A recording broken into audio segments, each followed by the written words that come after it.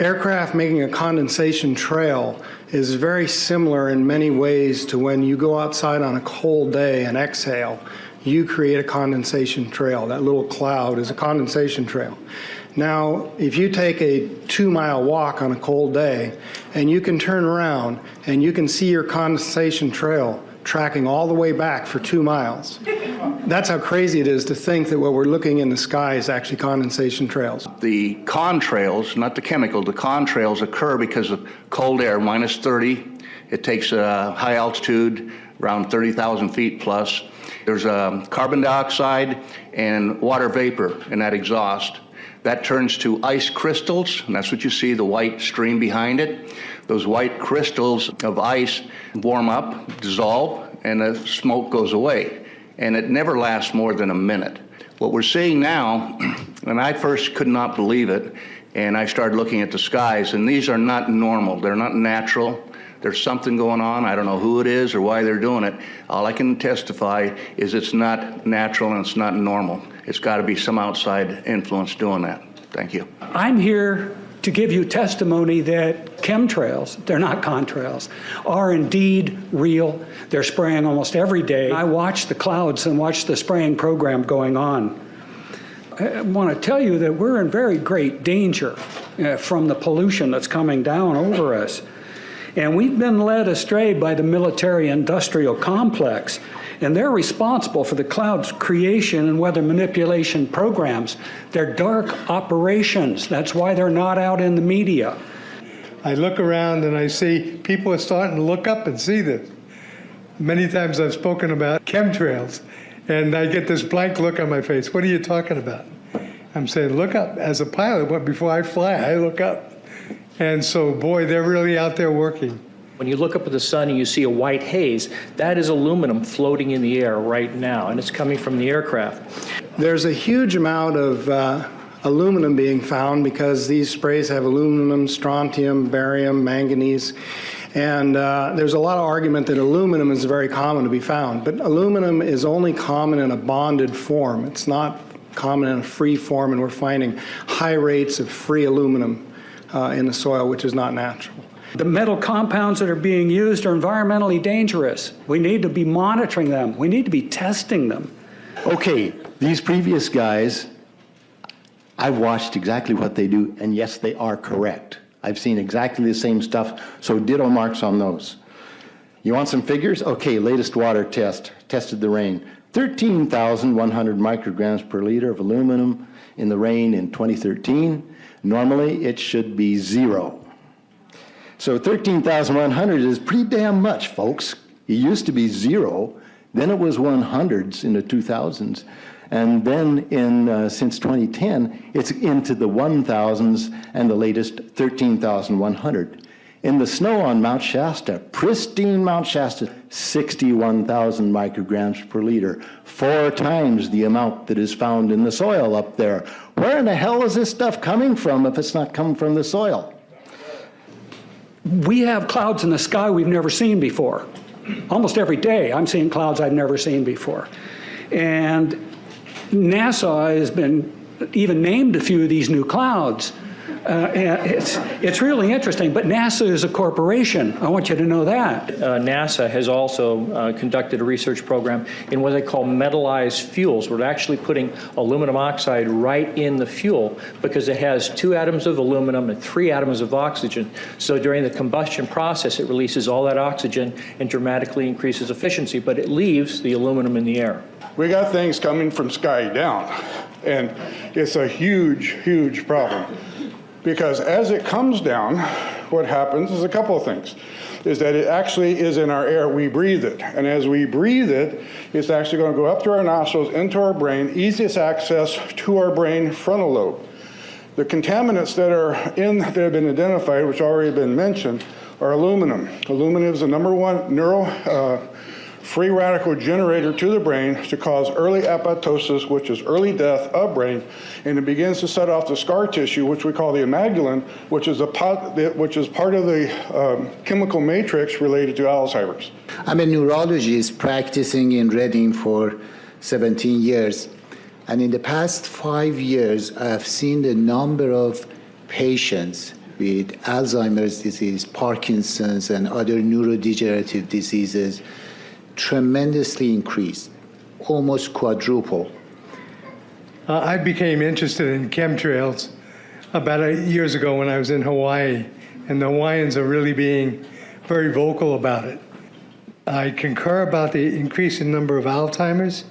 They have been able to take the aluminum and micronize it, which means it'll stay up longer.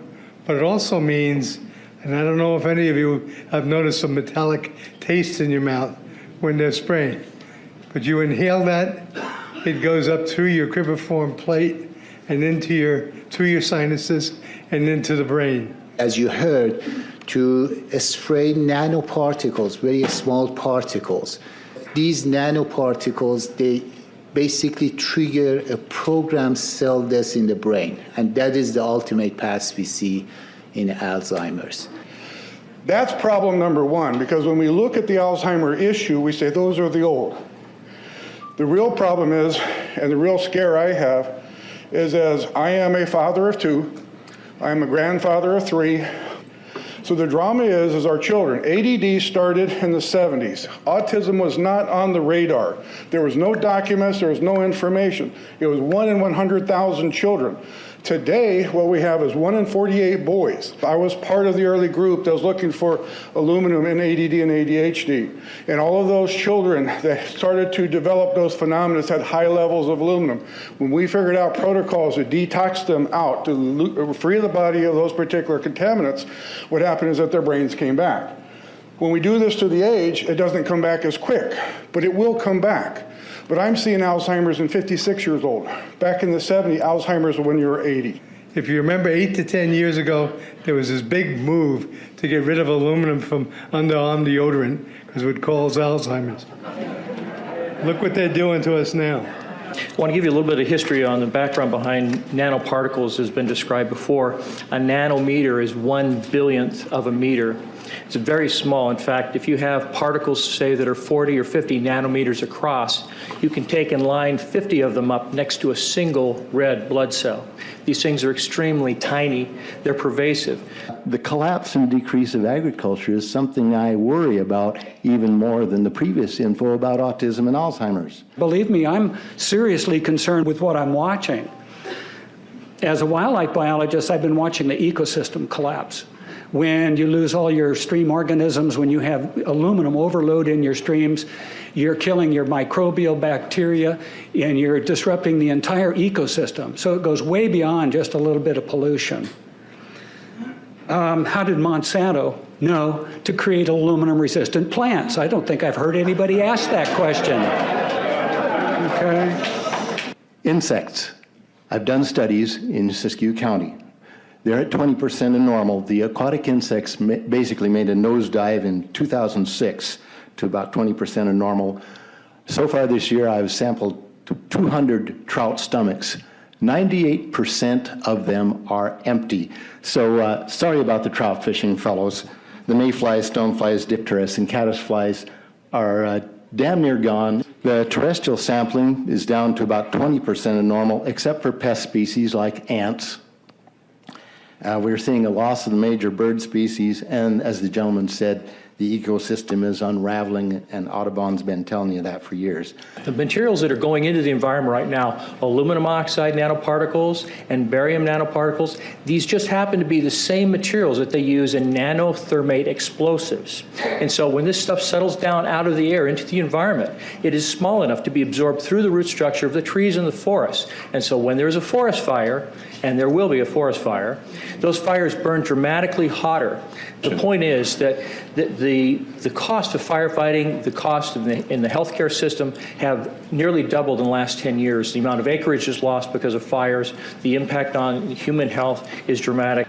I personally tested water and aluminum, and I found aluminum had 47 times the normal expected amounts. Strontium had 10 to 20 times the amounts. Barium was 20 times. This is what the stuff looks like here. Collected, most people just think it's a cobweb, but I tested it. It has outrageous amounts of barium, strontium, and aluminum, but they destroy the sample, so I'm not letting this get away from me. You know, these tests are international. in scope. We're seeing this all over the world, guys. Okay, pH of acid soils is 20 times more alkaline. The aluminum in the soil has doubled in the last 10 years. The rain normal was 5.6. It's 20 times more alkaline. Aluminum blocks essential nutrients. I am unable in my garden to restore normal pH, and that's because nanoparticles are now in the circulatory systems of both plants and humans. The Air Force conducted a study starting in 1993. It was called In Vitro Toxicity of Aluminum Nanoparticles in Rat Alveolar Macrophages. That's a real fancy way of saying testing the effect of aluminum nanoparticles on the white blood cells in the little air sacs in your lung, the alveoli. And what they found in this 8-year study was that these particles, when you're exposed to them long enough, it suppresses the ability of your white blood cells to defend you from airborne infections coming into your lungs. So it suppresses your immune system. But they also found that these same particles, once they get into your system, they can actually go through the barrier in each one of the cells. They get inside the cells, and these particles can actually suppress the ability of mitochondria, which are in the cells that help to gobble up toxins and things that would be harmful to the nucleus and the reproduction process of the cells in your body. These processes are suppressed, and so essentially by breathing this material in, your immune system is dramatically suppressed. I wrote to the federal government because Air Force wrote a book, and on the first page of the book they said, we're going to control the weather by the year 2025. I asked them, what are they doing spraying these chemicals on the public?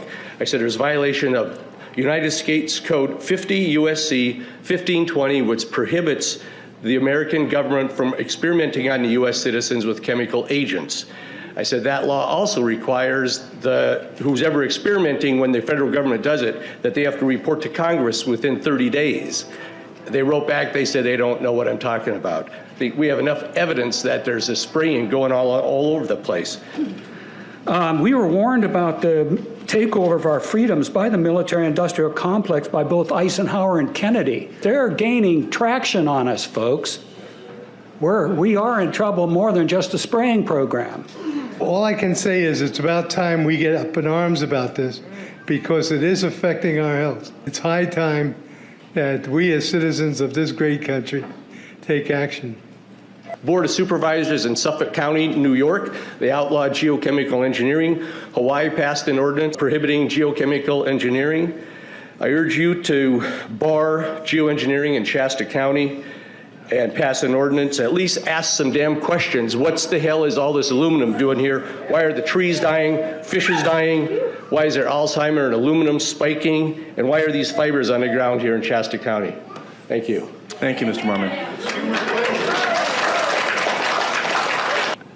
Today, the Shasta County Board of Supervisors has been the beneficiary of some sincere, passionate, and knowledgeable comments. And I thank you for those. I am in agreement with my colleagues about sending letters and a call for action, but I would hope that we could go a step further. I would like for us to send a copy of this video where all of you spoke today, all 2.5 or 3 hours of this testimony, to be sent to our senators and our U.S. representatives, and also our representatives in the state of California. We'll do that. Let them listen to the passion that came out of this meeting today. Thank you. You have the motion in front of you. I think it's understood. All in favor, say aye. Aye. Any opposition? Motion passes unanimously.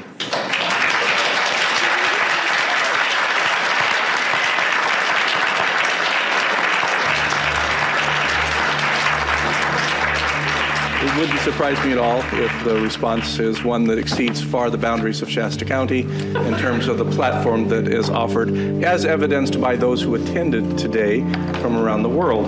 That's very impressive.